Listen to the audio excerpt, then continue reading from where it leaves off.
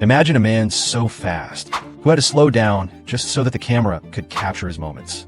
A fighter whose one-inch punch could send a grown man flying across the room. That's the legend of Bruce Lee. But behind the Hollywood hype, who was the real Bruce Lee? Was he truly superhuman, or just a master of illusion? Today on Top Network, we're diving deep into the Bruce Lee's true strength, from his chaotic early days to the battles that defined him.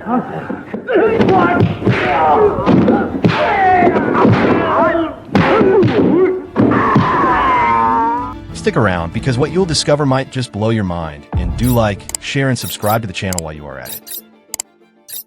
Bruce Lee was born Lee Jun-fan in 1940, San Francisco, but grew up in Hong Kong. Quick-tempered, restless, always testing himself in street fights. At 13, his parents sent him to Ip Man, the Wing Chun master. There, Bruce learned discipline, to strike fast, to move efficiently, and waste nothing.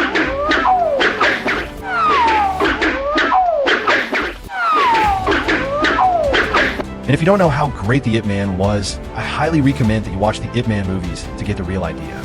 Wing Chun, ancient Chinese kung fu that emphasizes efficiency over flashiness. Bruce's master, Ip Man, yes, the same Ip Man from the movies, later said Bruce was unlike any student he'd ever seen. Not because he was naturally gifted, but because his mind worked differently.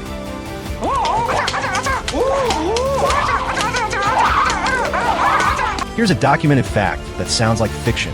Within 18 months of starting Wing Chun, teenage Bruce was defeating students who'd trained for decades. His training partners described sparring with him as fighting lightning. But here's where it gets insane. By 1959, Bruce Lee made a claim so outrageous that even his own master thought he'd lost his mind. He said he was going to America to prove that Chinese kung fu was superior to all other martial arts. Every single one. While studying philosophy at the University of Washington, Bruce did something unprecedented. He started teaching kung fu to non-Chinese students. This might not sound revolutionary today, but in 1960, it was borderline heretical. But Bruce's real test was coming, because word was spreading about this Chinese kid who claimed he could defeat any fighter, any style, anytime. And in 1964, someone finally called his bluff. Enter Wong Jackman, a traditional kung fu master sent to teach Bruce a lesson. The stakes? If Bruce lost, he'd have to stop teaching non-Chinese students and close his school. If he won, well, nobody expected him to win. What happened next is disputed, but here's what we know for certain. The fight lasted either 3 minutes or 20 minutes, depending on who you ask. But everyone agrees on one thing. Wong Jackman, a martial arts master with decades of experience, was completely dominated. Bruce was disappointed because, quote, "The fight took too long. I should have finished him in 30 seconds. Wong went down on the ground, and Bruce was instantly over him with a fist raised and said, "Fuck and fuck," in Chinese means, "Do you give up?" And he said yes. And that was the end. But here's the terrifying part. This fight revealed a problem with Bruce Lee. Not a weakness, but something that would haunt him for the rest of his life. Because Bruce realized that traditional martial arts, even his beloved Wing Chun, weren't good enough. What Bruce Lee did next changed martial arts forever. Frustrated with traditional limitations, he created something entirely new. Jeet Kune Do, the way of the intercepting fist. But here's what makes Bruce Lee different from every other martial artist who ever lived. He didn't just create a new fighting style. He redesigned the human body itself. To me, okay, to me, ultimately, martial art means honestly expressing yourself. Now, it is very difficult to do. Let's talk numbers, because Bruce Lee's physical capabilities sound like comic book fiction. 1-inch punch, 350 pounds of force. For context, that's enough to knock a 200-pound man back 15 feet. Side kick, over 1,600 pounds of force, equivalent to being hit by a small car at 35 miles per hour. But it gets crazier. Bruce Lee's reaction time was measured at 5 by hundredth of a second. The average human? 15 by hundredth. Muhammad Ali, considered one of the fastest boxers ever? 7 by hundredth. Bruce Lee was literally faster than human reflexes could process. And then there's the feat that made Hollywood directors question reality itself. During filming of Enter the Dragon, Bruce performed a punch so fast that it couldn't be captured on camera. They had to ask him to slow down because the film couldn't record the movement. Bruce Lee kick, you don't shut your eyes, because when you shut your eyes, you cannot see Bruce Lee kick. You know how fast? But here's where Bruce Lee's real strength revealed itself. Not just physical, but mental.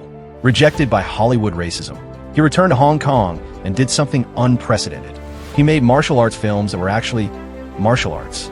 The numbers don't lie. The Big Boss broke every box office record in Hong Kong history.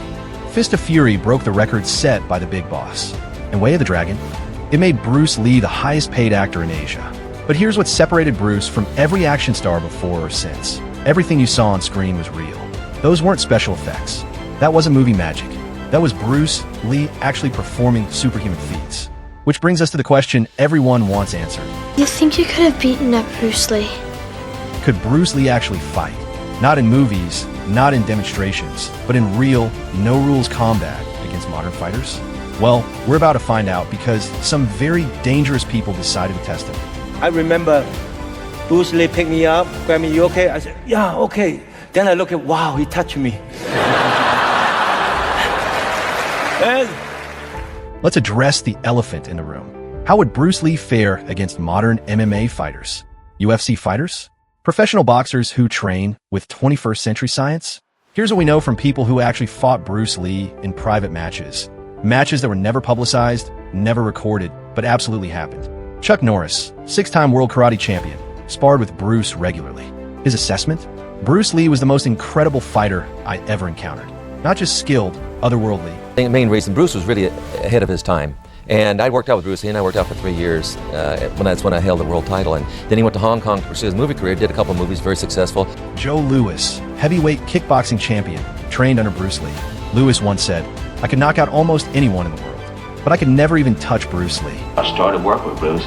I think he helped accelerate my career, helped me defeat all the top guys in competition at that time, and helped me go back and think about getting away from porn fighting, putting full contact back on the map. But here's the most impressive testimony. Gene LaBelle, legendary stuntman and martial artist who worked with everyone from Ali to Andre the Giant, called Bruce Lee the most formidable fighter he'd ever met, pound for pound. Bruce Lee is a world-class martial artist.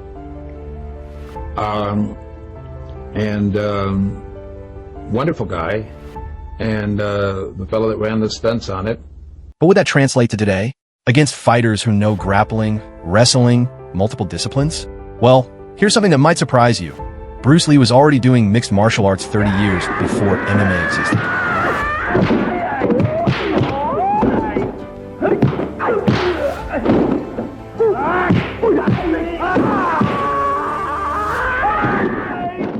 Here's what made Bruce Lee truly strong. It wasn't just his fists or his speed. It was his mind. While other martial artists focused on tradition, Bruce focused on truth. Be like water, he said. Water can flow, or it can crash. Be water, my friend. This wasn't just philosophy. This was Bruce Lee's secret weapon. Adaptability. Be formless, shapeless, like water. Now you put water into a cup, it becomes the cup. You put water into a bottle, it becomes the bottle. You put it in a teapot, it becomes the teapot. Now water can flow, or it can crash. Be water, my friend. Which makes what happened on July 20th, 1973, even more tragic. Because we lost Bruce Lee just as he was reaching his peak. The question isn't how strong Bruce Lee was, it's how much stronger he could have become. So, how strong was Bruce Lee in reality? Stronger than his movie suggested. Stronger than legend claims. Strong enough to change the world. Bruce Lee was 5 feet 7 inches and 135 pounds. In today's UFC, he'd be a bantamweight. But his influence weighs heavy on every combat sport, every martial art, every philosophy of self-improvement ever developed. The man who said, "I fear not the man who has practiced 10,000 kicks once, but I fear the man who has practiced one kick 10,000 times," proved that strength isn't about what you're born with. It's about what you become. That's how strong Bruce Lee really was, not just physically, but mentally, spiritually, and culturally. A man who proved that true strength comes from constantly pushing beyond your limits. What do you think? Could Bruce Lee compete with modern fighters? Was he really as strong as the legends say? Let me know in the comments below. He used to say, "Under the heavens, we are all one family."